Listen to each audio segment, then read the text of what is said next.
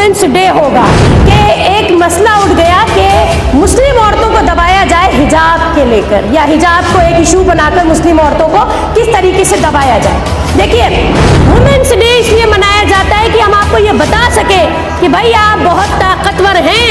अभी हिंदुस्तान जो है वो तरक्की की तरफ बिल्कुल भी नहीं जा रहा कि mother is the first school of a child. माँ अपने बच्चे का सबसे पहला स्कूल, सबसे पहला मदरसा होती है। हिजाब मसला नहीं है। औरत के ऊपर अगर हम बोलना चाहेंगे तो शायद वक्त कम पड़ जाएगा, हम नहीं बोल पाएंगे। इसलिए मैं अपनी बात को मुख्तसर करते हुए उन ज़रूरी मुद्दों पे आना चाहूँगी जिसके लिए आज मैं यहाँ पर खड़ी हुई। जैसा कि हम सब जानते हैं कि कुछ 2 महीनों से हिंदुस्तान में और हमारे मुल्क में माहौल जो है वो हिजाब को लेके गर्म है। ऐसा हम जानते हैं और हम मानते हैं ना, गलत। हिंदुस्तान में कई पिछले कुछ सालों से औरतों को लेकर और औरतों के मसाइल को लेकर मुल्क जो है और मुआशरा जो है वो ऑलरेडी बहुत गर्म है। फ़र्क इतना है कि हमें उसकी जानकारी नहीं है, हमें उसकी मालूमात नहीं है।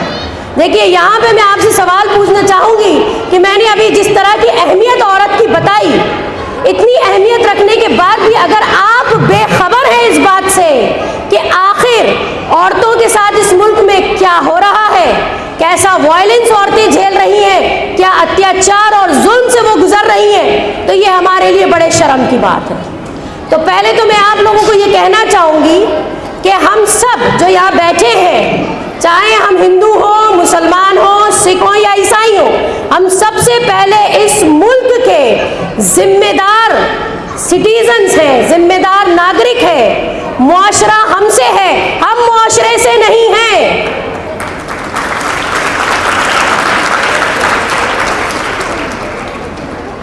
देखिए, अभी कुछ दिन पहले सुनने में आया कि जो औरतें ऑनलाइन तरह तरह के डिफरेंट प्लेटफॉर्म, मीडिया प्लेटफॉर्म्स पर, जैसे फेसबुक, इंस्टाग्राम या ट्विटर या और भी बहुत कुछ, उन पे एक्टिव रहती हैं।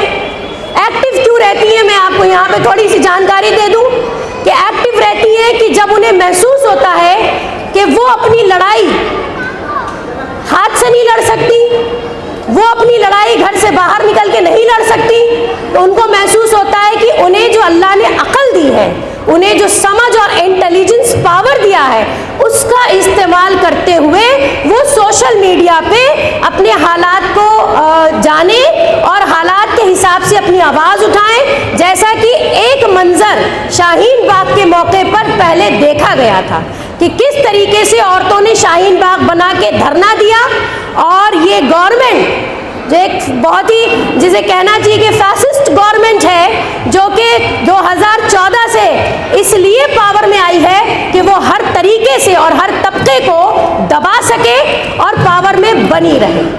तो शाहीन बाग के मौके पर औरतों ने जिस तरह का मुजाहरा किया वो पूरी दुनिया के लिए एक मिसाल बन गई, और गवर्नमेंट इतनी मजबूर हो गई कि उन्हें CA NRC को लेकर बैकफुट पे आना पड़ा, यानी उन्हें पीछे हटना पड़ा।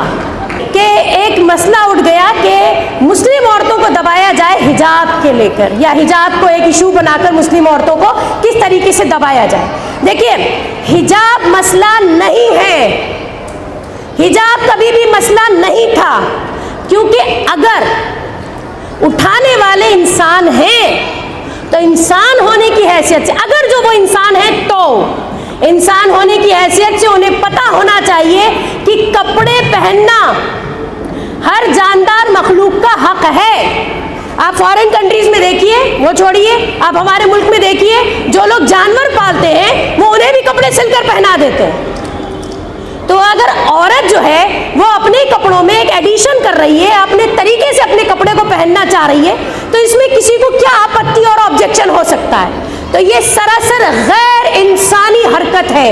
ये सोच कि मुस्लिम औरतों को ये कह के दबाया जाए कि तुम हिजाब नहीं लगा सकती, ये गैर इंसानी सोच है जिसको हम कतई तौर पे कंडम करते हैं। अभी हिंदुस्तान जो है वो तरक्की की तरफ बिल्कुल भी नहीं जा रहा, बिल्कुल मतलब बिल्कुल भी नहीं। हम देख सकते हैं किस तरीके से करप्शन, क्राइम, महंगाई, और अल्लाह माफ़ करे मुझे बोलते हुए भी तकलीफ़ होती है, मेरे रोंगटे खड़े होते हैं कि जब मैं वो नज़ारे याद कर लेती हूँ कि किस तरीके से हमारे सोसाइटी में लड़कियों का रेप करके उनको जलाया जाता है, उनको काट दिया जाता है, उनको अपाहिज बना दिया जाता है, और उस एक लड़की के पीछे उनका पूरा ख़ानदान ख़त्म कर दिया जाता है। तो क्या आप लोग ये सब चीज़ें रोज़ सुनती और देखती नहीं हैं? मैं नहीं समझती कि आज किसी भी औरत का जो यहाँ बैठी है उनका हाथ जो है वो फ़ोन से खाली होगा। अगर फ़ोन आपके हाथ में है तो दुनिया आपके हाथ में। आप बैठे बैठे कहीं की भी खबरें सुन सकती हैं, कोई भी जानकारी आप ले सकती हैं। मैं चाहूँगी कि आप अपने आप को अवेयर करें। जिस दिन आप अवेयर करेंगी वही एक्चुअली आपका वुमेन्स डे होगा। जिस दिन आप में हिम्मत आ जाएगी वही आपके लिए वुमेन्स डे होगा। जिस दिन आप खड़े होना शुरू कर देंगी अपने लिए और डट के खड़ी हो जाएंगी किसी मजलूम के खिलाफ, वो आपका एक्चुअल वुमेन्स डे होगा। वरना वुमेन्स डे मनाने का फिर कोई फ़ायदा नहीं। आना, बैठना और एक दूसरे को विश करना। वुमेन्स डे इसलिए मनाया जाता है कि हम आपको ये बता सकें कि भाई आप बहुत ताकतवर हैं, बल्कि आपसे ज़्यादा ताकतवर फिल वक्त तो कोई नहीं है। अपनी ताकत को खुदारा पहचानिए, अपनी ताकत को पहचानिए, और जो जुल्म, ज़्यादती, नाइंसाफ़ियाँ, बुराइयाँ, जो बारबरिक एक्ट्स हमारी सोसाइटी में, हमारे माशरे में हो रहे हैं, जिस बुराइयों से आज हमारा मुल्क, हमारा देश गुजर रहा है, हम उसको कैसे ख़त्म कर सकते हैं। ये है हमारी ताकत और ये है हमारी पहचान, और ये काम हमको करना है। हमारी बहुत इम्पोर्टेंट जिम्मेदारी है।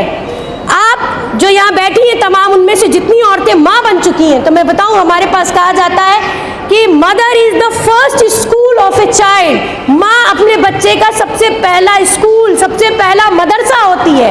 आप पूरी एक जनरेशन के लिए रिस्पॉन्सिबल होती हैं। आप रिस्पॉन्सिबल है पूरी एक जनरेशन के लिए। तो ये अहमियत और ये जिम्मेदारी आपको समझ में आनी चाहिए। अपने आप को वाक़फियत दिलाइए, अपने आप को अवेयर कीजिए। अवेयरनेस के लिए पैसा नहीं लगता, और अवेयरनेस के लिए, जानकारी के लिए किसी डिग्री की ज़रूरत नहीं है। आप सिर्फ इतना मालूम कीजिए कि अगर जुल्म हो रहा है तो कहाँ हो रहा है, किस तरह का हो रहा है, किस जगह पे हो रहा है, और फिर ये जानने की कोशिश कीजिए कि आप उस जुल्म को मिटाने के लिए किस तरह खड़ी हो सकती हैं। आपको किस तरह का प्लेटफॉर्म चाहिए जहाँ से जुड़कर आप जो हैं वो अपने लिए दुनिया में भी और फिर आखिरत में भी, याद रखिएगा, जुल्म के खिलाफ लड़ना हमारे इस्लाम में सबसे बड़ी इबादत है।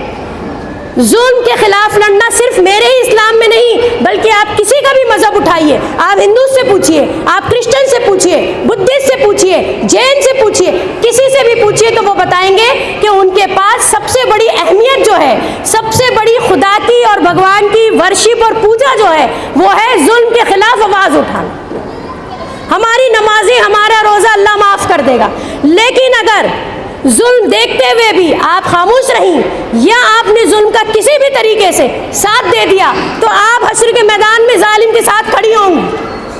हम में ये फ़र्क है कि हम अशरफुल मखलूक़ात हैं, हमें अल्लाह ने बेहतरीन मखलूक बना के भेजा है, तो कोई तो वजह होगी जो हम अशरफ हैं। यही है वो सारी वजह कि जिसकी वजह से हम अशरफ हैं, कि हम मुसलमान या हमारे साथ जो दूसरी कौमें रहती हैं हम उनका दर्द भी महसूस करें, परेशानी में उनका साथ दें। और एक चीज़, मुसलमान डरता नहीं, जो डरता है वो मुसलमान नहीं, मुनाफिक है।